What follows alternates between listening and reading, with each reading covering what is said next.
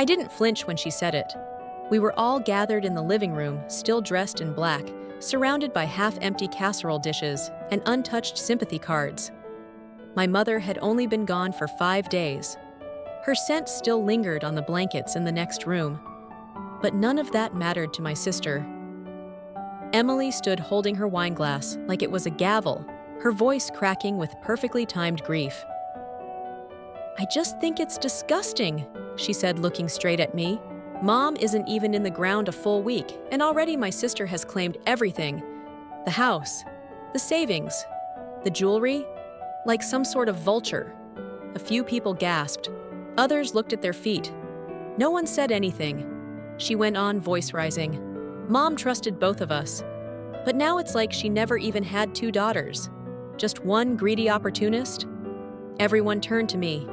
I smiled. Not because I wasn't hurt, I was. But I smiled because I knew something Emily didn't. I had already donated every penny of the inheritance. Quietly, legally, without announcement. All of it went to a community learning center downtown, one that would be built in her name. The Emily Watson Literacy Foundation. She was calling me greedy in front of our family, while somewhere in a lawyer's office, a trust bearing her name was being finalized to help children learn to read. Let her scream. Let her accuse. I'd chosen silence, but not surrender. I took a slow breath, put down my drink, and excused myself from the room. I didn't argue. I didn't defend myself. I didn't need to. Because in less than 3 months, there would be a public ceremony complete with a ribbon cutting, a plaque, and a newspaper article praising Emily Watson for her lifetime commitment to education. She'd be standing there soaking in the applause, and I'd be standing in the back, watching invisible, just the way she always preferred it. But this time, I wasn't being silenced. This time, I was choosing it, not out of fear, out of grace, because sometimes the best way to answer a lie is with a truth no one sees coming. Emily was born to be admired. Even as a kid, she had that spark always center stage, at school plays head of every committee, the one relatives gushed over at family reunions. I was the quiet one, the girl with the books, the questions, the odd socks. And for as long as I can remember, Emily thrived in the light, and I lived in the shade she cast behind her. It didn't really bother me when we were little. Some people are just bigger, louder, brighter. But as we got older, I started to notice that she didn't just need attention, she needed credit. She needed to be seen as the best, even when she wasn't the one doing the work. Mom saw it too. "Emily always has to win," she'd say with a half smile and a sigh, "even when we're not keeping score."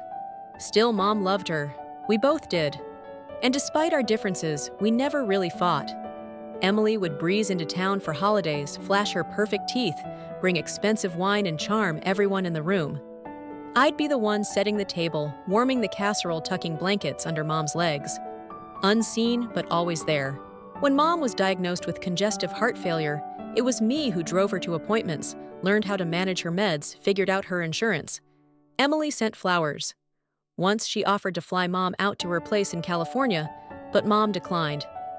"This is my home," she told me, "and you're here." We got closer in those final months. Mom was softer, slower, but sharp as ever. We spent late nights talking about life memories and regrets. One evening, as I folded laundry and she sat watching the fire flicker in the living room, she said something I'll never forget.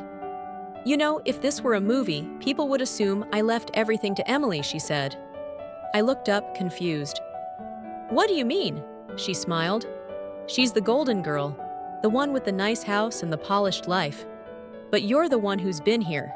You're the one I leaned on. And I know you'd never ask for anything, but I want you to have it." "The house?" I asked. "All of it," she said. "The house, the accounts, the car. Whatever's left. You'll do the right thing with it." I sat very still. She reached for my hand. "I've already updated the will. It's in the safe." I remember crying that night. Not out of greed, not out of relief, but out of heartbreak. Because Mom was saying goodbye in the only way she knew how, with intention, with clarity, with love. When she passed, Emily flew in like a hurricane.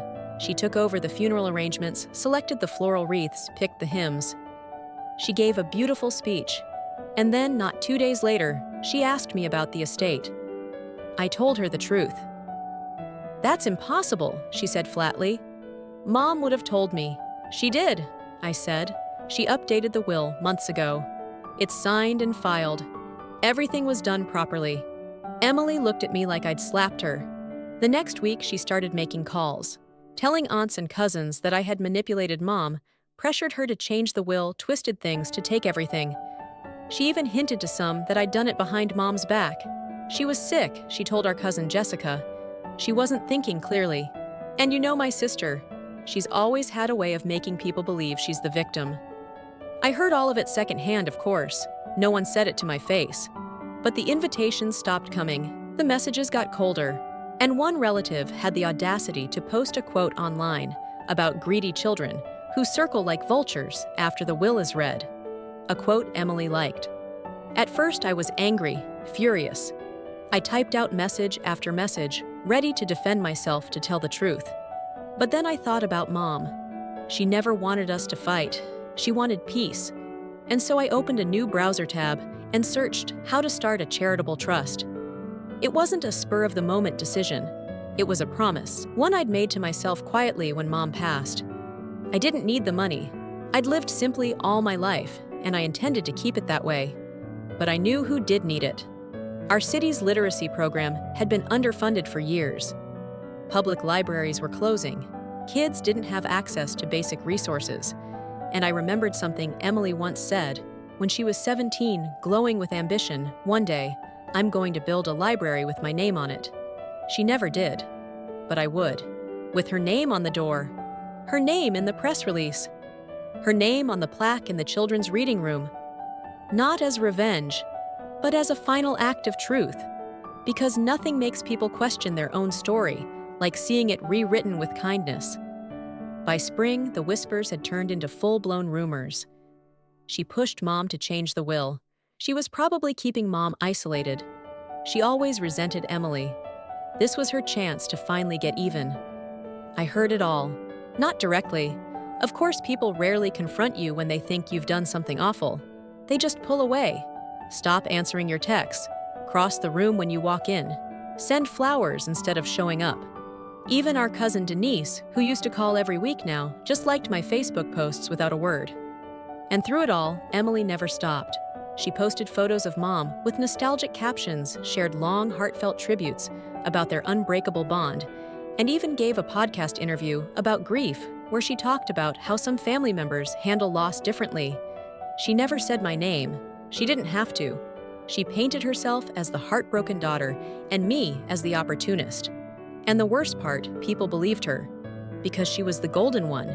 Because it made a better story. Meanwhile, I stayed quiet. I kept working. Quietly, methodically. With my attorney and a financial advisor, I structured the estate into a charitable trust under the name Emily Watson Literacy Fund. I made it official, registered, taxed, transparent. Not a dime would touch my personal account. Every asset, Mom's house, the savings account, her jewelry collection was liquidated or donated. I worked with a local nonprofit that had been fighting to keep its community reading center open. With our funding, they could now build something permanent, a library, a technology center, and evening classes for adults. And the name on the door, hers. I remember the director looking at me over her glasses as I signed the final check. "You sure about this?" she asked. "You don't want your name anywhere?" I smiled. "This isn't about me." But some days I wanted to scream. Not because I wanted the attention, but because watching her spin her web of lies while I stayed silent, it burned. It's one thing to do something good quietly. It's another thing to be vilified while doing it. People thought I was hiding out of guilt. The truth was, I was hiding out of restraint. I didn't want to fight Emily in public. I didn't want to blast her online or call out her hypocrisy in front of our relatives. I didn't even want an apology. What I wanted was for her to see herself clearly, and I knew the only way that could happen was if she faced the full weight of her own words without distraction, without anyone to blame. Just her standing in front of a truth she didn't shape. So I kept going, planning, building. quietly laying bricks she'd one day have to walk on. The day of the groundbreaking ceremony arrived in early May. I didn't attend, I made sure of it. But I saw the photos later, dozens of them. Emily front and center, wearing a blazer in her signature sky blue, standing next to the mayor cutting the ribbon with giant silver scissors. Her smile was dazzling, her eyes slightly puffy, and the plaque behind her, the Emily Watson Literacy Foundation, in honor of her lifelong commitment to knowledge family and the power of community. I had written those words. The press asked her about the project. She said it was a dream come true. She thanked the city, thanked the anonymous donor, thanked the universe. But what she didn't know was that her speech was live-streamed, and I watched it. Alone in the kitchen, Mom used to bake in, holding a glass of wine I didn't finish, watching my sister stand in the spotlight again. Except this time, the spotlight was built entirely out of the truth she tried to destroy. And she had no idea. Later that evening, I got a call. Unknown number, no voicemail. Then another. The third time I picked up, it was Emily. She didn't say hello. She didn't ask how I was. She just said one word. Why I closed my eyes. Because you needed it, I said softly. She was quiet for so long, I thought the line had dropped. Then, I heard her inhale sharply and hang up. I stood in the silence phone still pressed to my ear, and I knew something had shifted. She couldn't spin this, couldn't call me greedy, couldn't erase the fact that the only reason her name was on that building was because I put it there. The truth had spoken, not through words, but through action. And that's the kind of truth that echoes for a lifetime. Emily didn't speak to me for weeks after the call. No angry texts, no dramatic emails, no Facebook posts dripping with passive aggression. Just silence, which honestly was a relief. But I knew that silence meant something more than distance. It meant she didn't know how to process what had happened. For once, she didn't have a story to spin, no one to villainize, no audience to charm. She got what she always wanted: the spotlight, the photo ops, the applause, the interviews. But this time, the light was coming from a source she didn't control. And it must have terrified her. The Emily Watson Literacy Foundation was already making headlines. Community leaders praised her. Parents wept at the idea of a new library for their kids. Donations began pouring in. Someone even started a petition to name a public school program after her. She was becoming a local icon, and every bit of it was built on something she didn't create and didn't deserve. I thought about revealing the truth. I really did. There were days when I felt like a ghost watching her live out the praise that had been meant for someone else. Days when the injustice pressed so hard against my ribs, I could barely breathe. Days when friends would say, "You need to speak up. People should know." But what would that really change? Would it fix what was broken between us? Would it bring Mom back? Would it rewrite the years of being unseen, unheard? Or would it just turn me into the very thing she accused me of being, someone who couldn't give without strings? No. I had made my choice. And now, I had to live with it. One afternoon, I walked by the construction site. The framework of the new building was up.